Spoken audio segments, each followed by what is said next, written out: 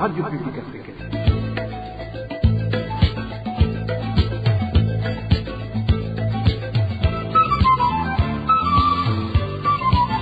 Radio Publique Africaine.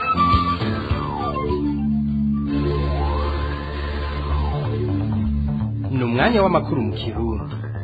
Mukaba muyashyikirizwa na Emmanuel Nyungeko.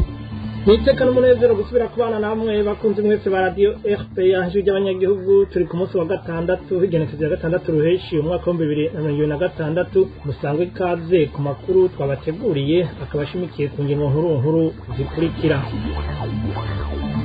Abadandaza bakorera ku masoko atandukanye barashira ahabona amakenga n'impungenge bafise bitewe nuko kuri ayo masoko atanzira zategekanijwe aho ca imodoka zagenewe kuzimya mu gihe ho kwaduka isanganya. Abayangayanga bakorera kw'ibagiro ryo mu Ruziba ndetse n'abanyagihugu baba mu micungararo yaho batinya ko bashobora kwandura indwara ziturutse kw'isuku ridashemeye rikorerwa inyama zibagirwa muri ico kibanza. Leta y'u Burundi ihamagarirwa gufata ingingo zijanye no gutuza abaturira amashamba akamu gaterwa n'abakorera mu gisata kijanye no gukingira ibidukikije. Mu gihe kuri uyu wa gatanu ruheshi wari umunsi mpuzamakungu wahariwe ibidukikije. Mu kanya tuja mw'idonido ry'ano makuru. Subire ndabaramutse mu nkundire duheremo yavugwa mu by'ubutungane. Abakozi batandatu bo mu bunywero Sinakba Butanyerera buri muri quartier ya Kinyami muri komine Ngozi barayijoro ryabo rya mbere mu ibohero rikuru rya Ngozi nyuma y'indwi zirenga zibiri bari bamaze bapfungiwe mu gasho k'Inyamiramabi muri iyo komine nyene. Imiryango hamwe n'ababegereye babandanya gusaba ko borekugwa kuko ku bwabo atakindi bariko barazira atari rementanya ryeruye. Emmanuel Ndayishimiye aragaruka kwihagarikwa n'ipfungwa ry'abo bantu bose uko ari batandatu. Abo bakozi bo mu bunywero Snack Bar Butanyerera muri mu gisagara ca Ngozi bahagaritswe n'igipolisi mu ijoro ryo ku munsi w'Imana igenekerezo rya 17 Rusama uyu mwaka w'ibihumbi 2026 baca bajanwa mu gasho k'Inyamiramabi muri iyo komine nyene ya Ngozi. Ihagarikwa ryabo rikaba ryabaye inyuma yaho bamwe muri abo bakozi bari bahejeje guhamagara inzego z'umutekano bazimenyesha ko babonye ibigwanisho bigizwe n'inkoho, igisasu ntezwantoki hamwe n'umwambaro wa gisirikare byari mu kibanza babikamwo amakara. Amakuru dukura muri ubwo bunywero akabashikiriza ko ivyo bigwanisho vyoba vyazanwe muri ico kibanza n'abantu boba bari bagamije ubukozi bw'ikibi. Abo bantu bakaba bikinze amahumbezi kubera ko umuyaga nkuba wari wacitse. Kuri uyu wa gatanu rero nk'igihe cy'isaha 5 abo bantu batandatu bongororijwe mu ibohero rikuru rya Ngozi inyuma y'indwi zirenga zibiri bari bamaze mu gasho k'Inyamiramabi. Imiryango hamwe n'ababegereye babandanya gusaba ko borekugwa kuko ku bwabo atakindi bariko barazira atari rementanya ryeruye. Mu kiganiro yahaye abamenyesha makuru kuri uyu wa gatanu, Faustin Ndikumana arongoye ishiramwe Parsem akaba nanye n'ubwo bunywero nawe nyene yasavye ko abo bakozi biwe borekugwa bagasubira mu miryango yabo, agasigura ko ifungwa ryabo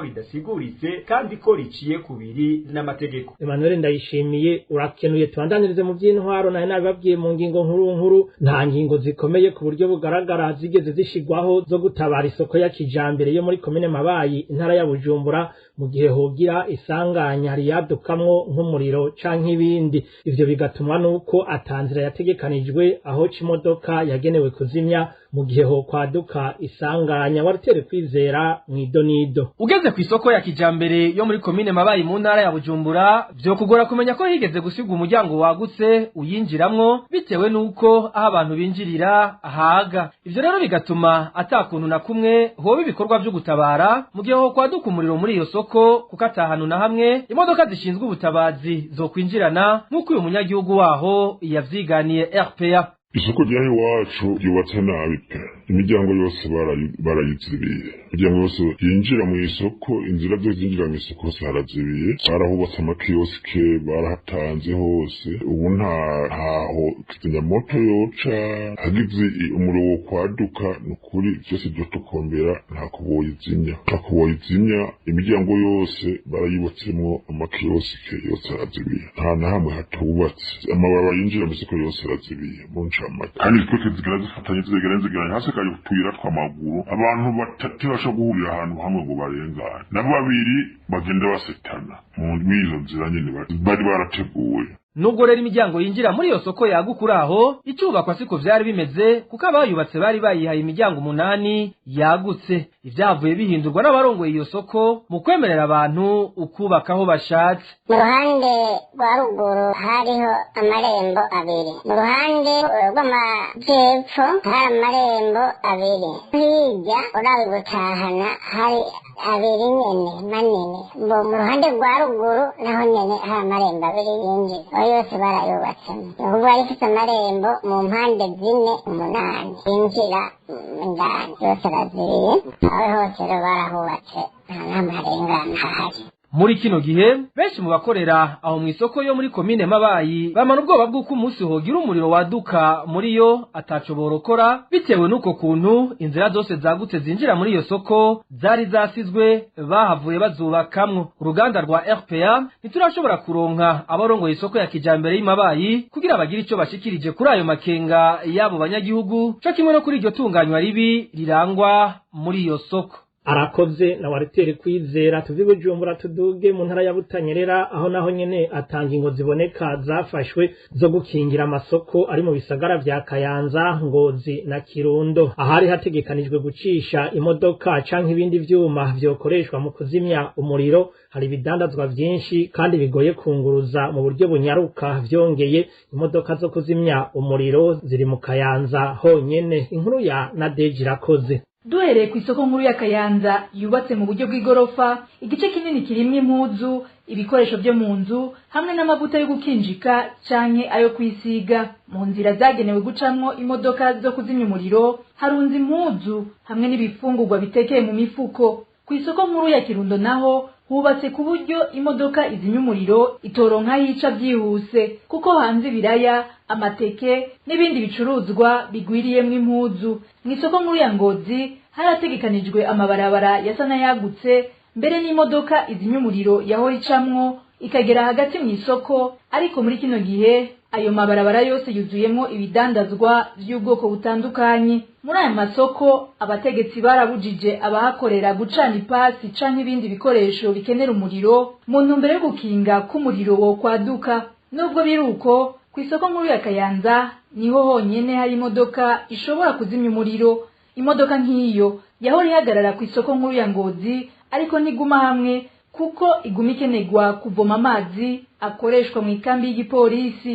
Mu gihe abajejwe intwaro hamwe n'abajejwe umutekano ataco babivuga ko, abadandaza bakorera mu masoko ya Kayanza, Ngozi hamwe na Kirundo bamana umutima uhagaze kuko umuriro wadutse imodoka zo kuwuzimya zorinda kuva mu zindi ntara ku buryo gutabara vyogorana cane. Nadeje Irakoze. Inzoga zikaze cane nka kike n'ubusara bwayi zica ubuzima bw'abarundi, abashinga amateka bazihagurukiye. Urongoye inama nshinga amateka y'u Burundi Daniel Geraze Ndabirabe yamenyesheje ko basavye kwizo nzoga zihagarikwa mu gihugu cose. Ni mu gihe umushikiranganje w'ikigega ca leta akaba najejwe amahinguriro yariko yishura ku bibazo by'abashinga amateka kuri uyu wa gatanu, aho bagaragaje amakenga akomeye cane kuri izo nzoga. Dutega amatwi Daniel Geraze Ndabirabe arongoye inama nshinga amateka y'u Burundi. Kino kibazo cyari kijanye n'ibiyobyabwenge, ibiyoga bituma abantu bagwara, ko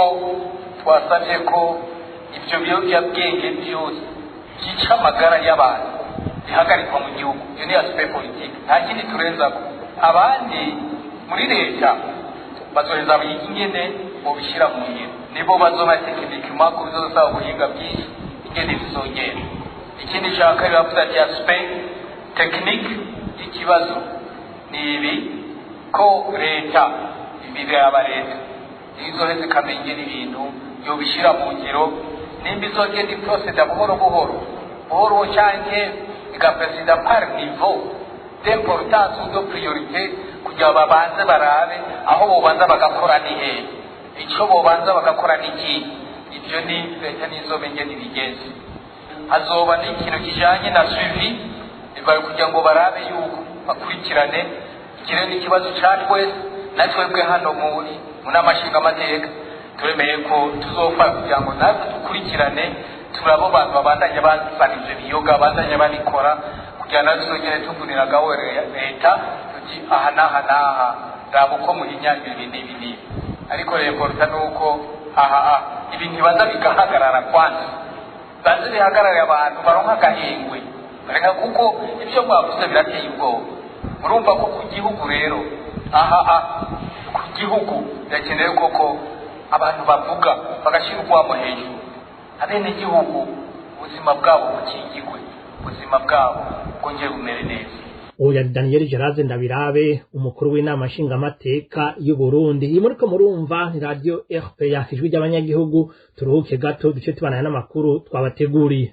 RPA Muyavugwa mu vy'imibano navyo nyene nabiciye ku mayange abayangayanga bakorera ku macuniro yo mu Ruziba muri komine Mugere intara ya Bujumbura co kimwe n'abanyagihugu baba mu micungararo yaho baratewe impungenge n'umwanda urangwa kuri iryo bagiro. Muri kino gihe abo bayangayanga babagira ibitungwa hanze ku musenyi inyama bakazirongesha amazi mabi y'uruzi Mugere. Reka inkuru tuyibaze Innocent Valentin Singirankabo. Haraheze imyaka 3 leta itanze amafaranga yo gusanura amacuniro yo muri zone Ruziba komine Mugere intara ya Bujumbura, ariko gushika ubu iryo bagiro ry'ibitungwa rirangwamwo umwanda mwinshi n'isukurike. Abayangayanga babagira ibitungwa hanze ku musenyi mu nyuma bakarongesha inyama amazi y'uruzi Mugere. Hari n'ibindi bigaragaza ko ico kibanza gishobora kwandurukiramwo indwara ziturutse ku isukurike nk'uko uyu munyagihugu abivuga.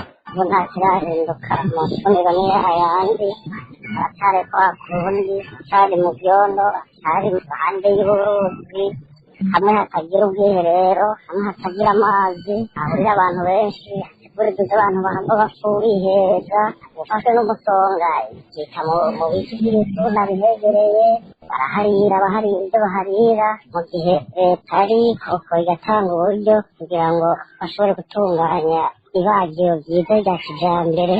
Amafaranga yari yatanzwe na leta kugira ngo ayo macuniro asanugwe yongere yubakwe bwa kijambere ngo yavuye anyuruzwa n'akagwi k'abantu bari kurushi nk'uko isoko ryacu ribandanya ribimenyesha. Abo bazwa ayo mafaranga kujambere no witwa Arida hamwe na Engineer Saidi Juma na Audu Bampoye Abraha.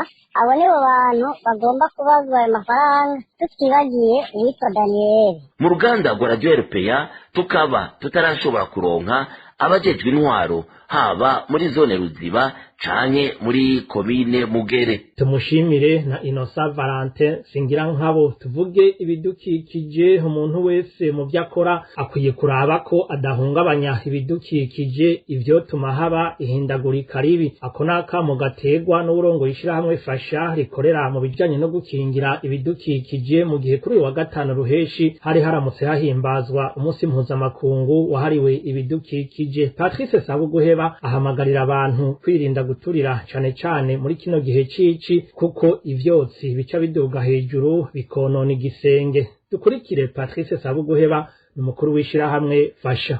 No mwaka uwo munsi mukuru ugeze hari byinshi biriko biravugwa ku isi, ahatari hake bakavuga ko ubushuhe bwabaye bwinshi, ahandi inzuzi ziriko ziruzura, ibintu biriko birabomagurika. Eka no ngaha mu Burundi ukabona yuko hari ibimenyetso by'ubushuhe, bageze imisi abahinga babivuga, umuntu wese akavyibonera ko cyane cyane mu kiyaya c'Imbo nko mu gisagara ca Bujumbura. Nk'uko icivugo c'uno mwaka ku isi kivuga ko ari action climat, mu Kirundi nuko hagira igikozwe kijanye no guhagarika ihindagurika ry'ibihe. Umwe wese ahari ari uriko akorera ku mazi, ku biyaga, ku nzuzi, agira ico akoze ciza cotuma ayo mazi atononekara. Ari uriko arakorera ku butaka, umurimyi, umwubatsi, eka umwe wese ico ariko arakora uno musi arabe ko ariko arakora ibintu bidatuma arenganya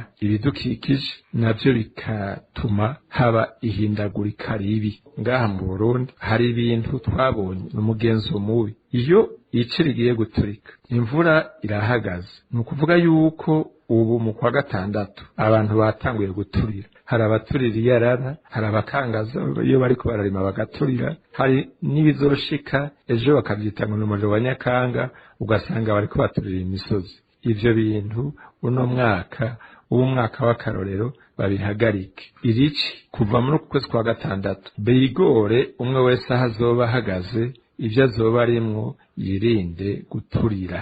Association fasha ikihemeriza nuko hoshoboka ko umwe wese araba ikibereye cyo gukora mugabo guturira bitarimwo ukaba nkako biratitura isi, iyo myotsi nayo ikaduga hejuru igasambura igisenge igasambura ikirere eka nimwe zo guhema abantu bakazibura. Patrice Sabuguheba asaba leta y'u Burundi gushiraho amategeko uyarenze ko ahanwe. N'ubu nyene dusubire dukurikire umukuru w'ishirahamwe fasha.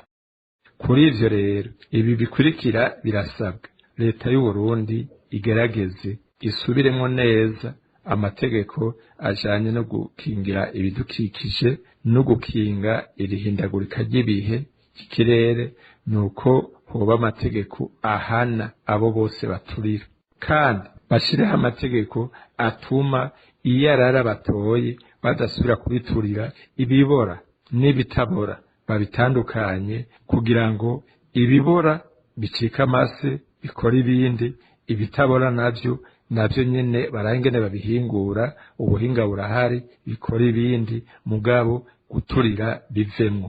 Igihano botumbereza ku muntu arenga kuri izo ngingo akabandanya byose yifashije umuriro agaturira, baheze bamuhane nk'umwononyi, mugabo ahanwe n'amategeko, kuko abajijwe intwaro nibagende babirabe mu makartie aho baba, ku mitumba aho batwara, mu mazone, mu makomine, mu ntara hose, ngira ngo hazoheze hategekanywa n'umunsi wo gutanga agashimwe ku bantu, ku ntara, ku bice abantu bazoba barifashe neza naho hazoba mu kazi.